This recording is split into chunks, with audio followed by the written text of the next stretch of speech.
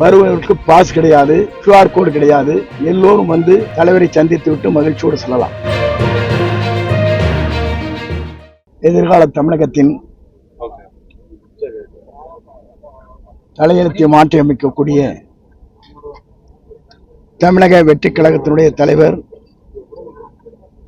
வருகின்ற 18ஆம் தேதி என்று வருகை தருகிற போது காவல்துறை என்னென்ன வேண்டுகோள் வைத்தார்களோ அதை காட்டிலும் கூடுதலாக பணிகள் நிறைவேற்றுள்ளோம். குறிப்பாக பாதுகாப்பு அடிப்படையில் என்னென்ன தேவைகள் என்று குறிப்பிட்டிருக்கிறார்களோ அனைத்தும் நிறைவு செய்ய நாளை மதியத்துக்குள் நிறைவு செய்யப்படும். அதேபோல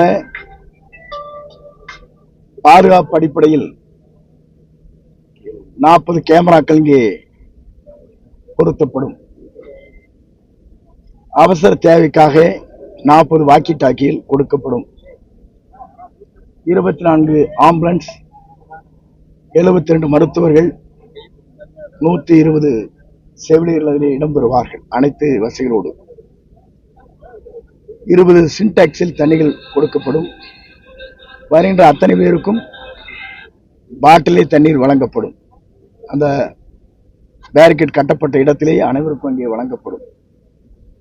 ரெஸ்ட் ரூம் என்று சொல்லப்படுகிற அவர்களுக்கு தேவைப்படி 20 இடங்களிலே கொண்டு வந்து நிறுத்தப்படும்.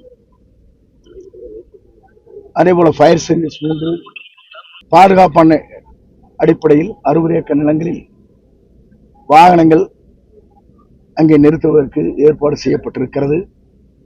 2 வீலர் வருவதற்கு 20 ஏக்கர் நிலங்கள் அங்கே கொடுக்கப்பட்டிருக்கிறது. இதுவரையும் தமிழகம் கண்டிராத அளவிற்கு பாதுகாப்பு அடிப்படையில் இந்த நிகழ்ச்சி மற்ற தமிழக மாநிலத்திற்கு முன் மாதிரியாக அமையும். அது அப்படித்தானே 1500 வரணும் இருக்காங்க.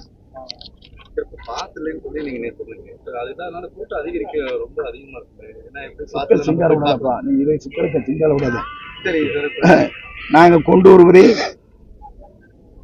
கழக தோழர்கள் 10,000 பேர், பொதுமக்கள் 25,000 பேர். அவர்களுக்கு வருவதற்கு பாஸ் கிடையாது, QR கோடு கிடையாது. எல்லோரும் வந்து தலைவரை சந்தித்து விட்டு மகிழ்ச்சியோடு செல்லலாம். ஈரோடு மாவட்ட மக்கள்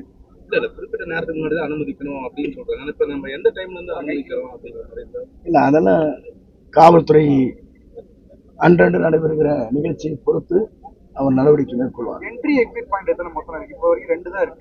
14 இடங்கள் இருக்கு. இல்ல.